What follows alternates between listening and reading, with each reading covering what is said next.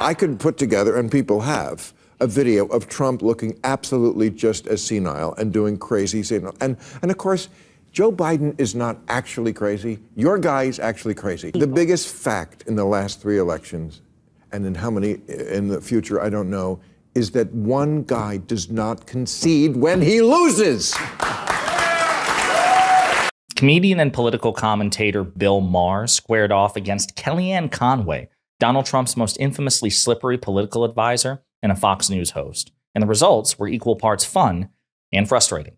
But before we unpack all that, if you end up liking this video and you want to support the channel, please be sure to hit the like, subscribe, and alert bell before you go. I'd greatly appreciate it. All right, friends, we have several clips to look at in this video. Kellyanne Conway is somebody that you might have blissfully forgotten about because early on in Trump's administration, she was, a recurring staple all across mainstream media. She was by far his most capable media surrogate. She is very smart, very quick on her feet, a master of misdirection and lies and the gish gallop. As you'll see here in this conversation, she's very good at running roughshod over anyone in her path. And she's even more difficult to fact check in real time than Donald Trump himself. And then over the years, she kind of faded out of prominence, but she's back on Fox News. She's a regular contributor and host, particularly with things like Outnumbered, which is one of those panel programs in which they occasionally will bring a liberal on, and then they just, constantly regurgitate right-wing Trump-supporting propaganda. But she wound up on Real Time with Bill Maher because she and Bill Maher have a long-standing friendship for whatever reason. And they sparred on a variety of topics in this episode, and it was actually pretty good to see, even though, she's enormously frustrating to deal with. In this first clip I'm going to show you, they spar over notions of fitness for office compared to Donald Trump and President Biden. But I could show a video right now. I'm going to put of we see Trump. Them all day long. Trump is all day long. Trump is everybody's adjective, verb, noun in every sentence. Could I get 3 words into that sentence? On that.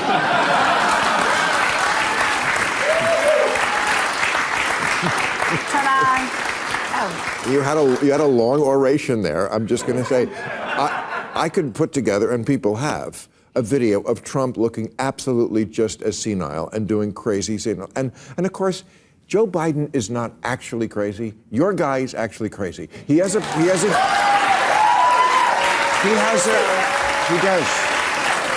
That is Trump derangement syndrome works both ways. If you don't recognize that he has malignant, narcissistic, whatever they call that, it's not just it's just not a personality quirk. That would be one thing. We all have personality quirks. This is a disease. If somebody tells him he's a brilliant guy and very handsome, you own him.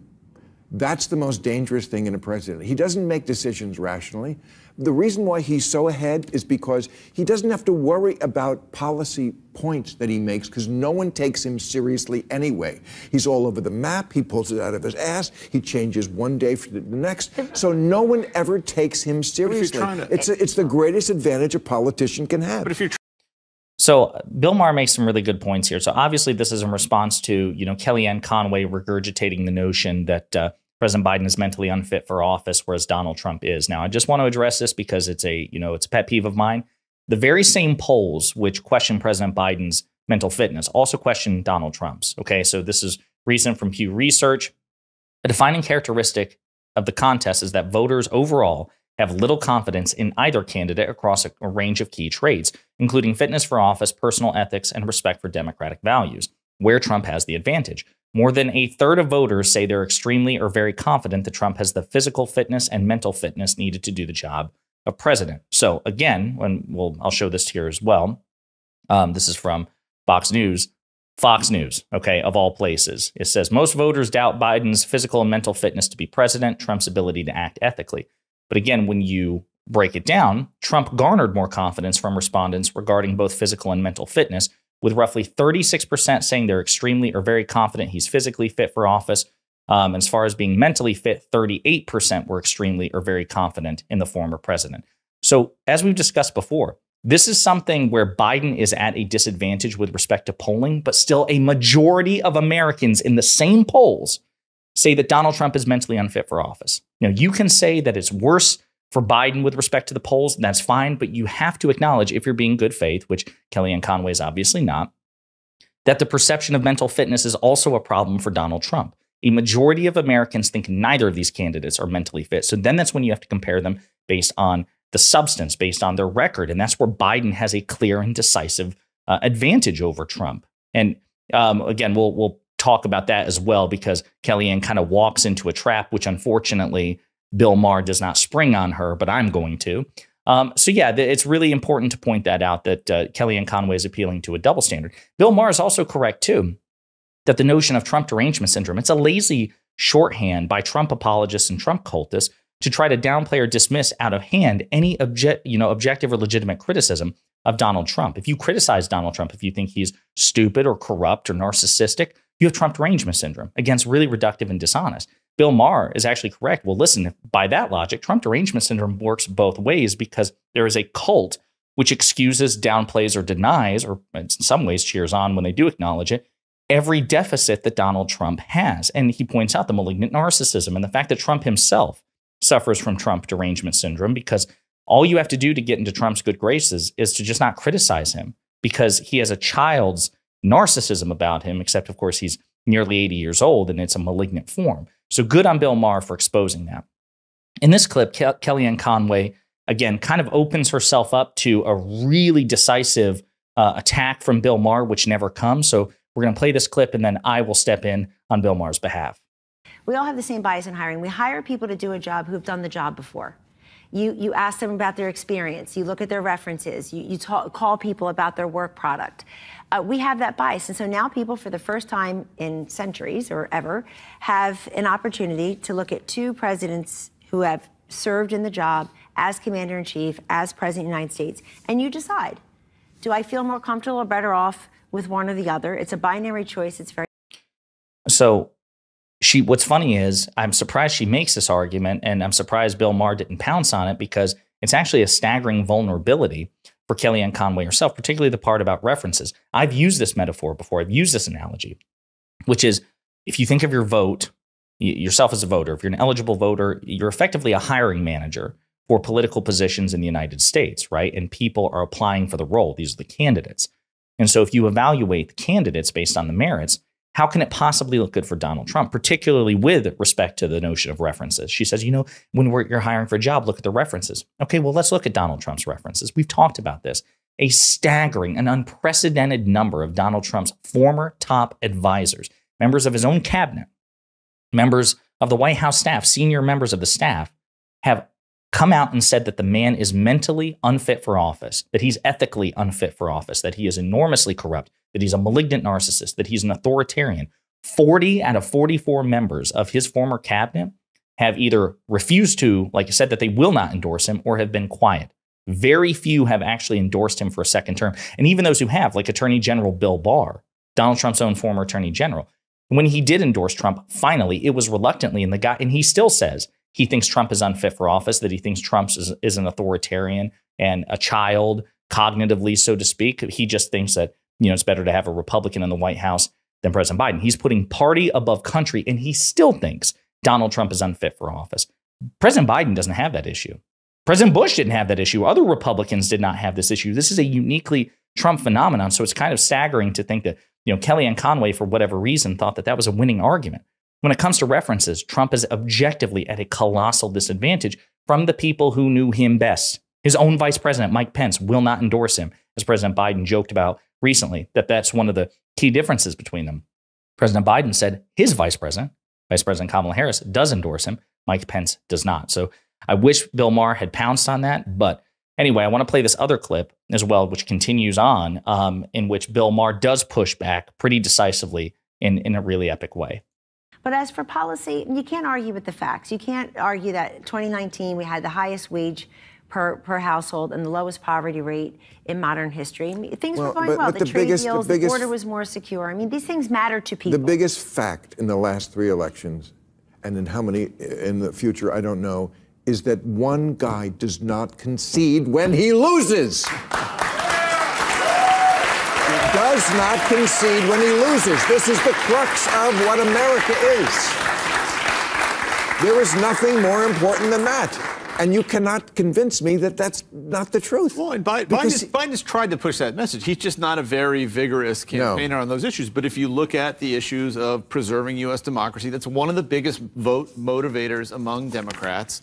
And even among independent voters who I've been talking to out in some of these swing states, they do worry that if Trump gets back in there, he'll never leave. Be a man. Tell him to be a man. That's what men do. You ever watch the end of a football game? They fought like hell, and the coaches, they walk across the field and they shake hands. They don't want to do it. It hurts like hell, and they do it. It's a good message. He's the first guy who just won't do it. It's an equally good message for the many Democratic members of Congress, many of whom are still there because they're in safe seats forever, who have never voted to certify a presidential election of a Republican candidate in this century. They didn't do it for Bush, Trump. No, That's this matters. the weakest whataboutism I've ever heard. It's not a whataboutism. It is one of the weakest whataboutisms we've ever heard. And we talked about this. This is what they go to. They know on the merits they lose this argument, which is that, yes, you have instances of Democratic lawmakers who refuse to certify out of protest a Republican presidency. Now, we can get into the particulars there. We can talk about how, a conservative Supreme Court acted aggressively in favor of, President Bush during the 2000 election when there was basically a 500 vote margin between him and then Vice President Al Gore. We could talk about that, which would cause people to want to object. We could talk about Donald Trump as well, the, overt influence that Russia had, our foreign adversary, to try to get Donald Trump elected, how Donald Trump encouraged foreign interference in the election, the hacking of the DNC's emails and, the pursuit of Hillary Clinton. We can talk about all that. But at the end of the day, even those in which Democrats had every right to be upset, they did certify the results of the election. It wasn't like then Vice President Al Gore, who, again, was running against George W. Bush at the time. It's not like he didn't certify the results of Bush's election. It's not like President Clinton, the outgoing Democratic president at that time, conspired to try to undermine Bush's victory. They did their job. They didn't conspire to overturn the results. They didn't try to sue their way into the White House. Once all the dust had settled, Al Gore publicly conceded, Clinton and Gore certified the results, George W. Bush became president. With Trump, same thing.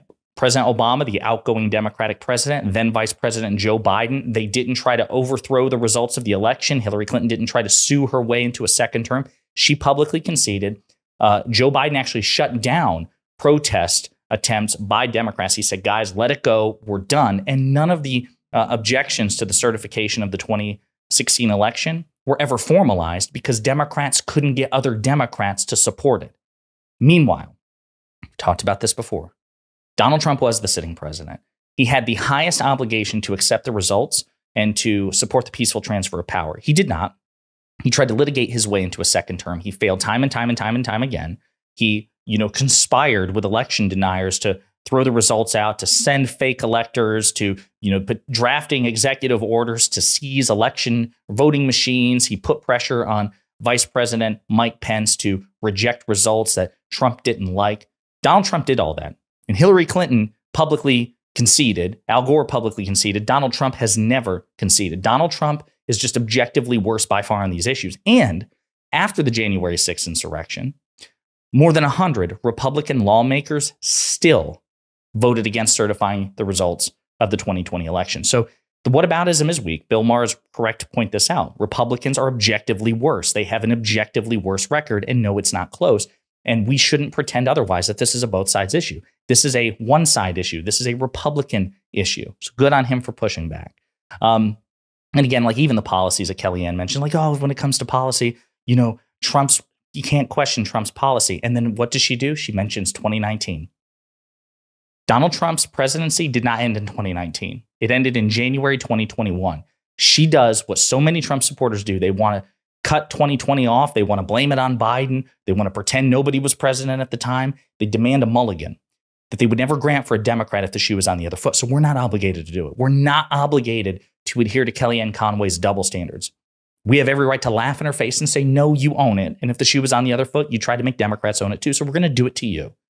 We are right to point out that on Donald Trump's watch, he mismanaged the COVID pandemic, which contributed to the deaths of hundreds of thousands of Americans and an economic catastrophe. We are right to point out that President Biden and the Democrats presided over an extraordinary pandemic recovery, that they doubled the vaccination rates that were under Trump, that he did everything in his power to unite the country, to get vaccinated. He passed the American Rescue Plan, which avoided a double-digit recession, created 4 million jobs ahead of schedule, the infrastructure law, the CHIPS Act, et cetera, and so forth.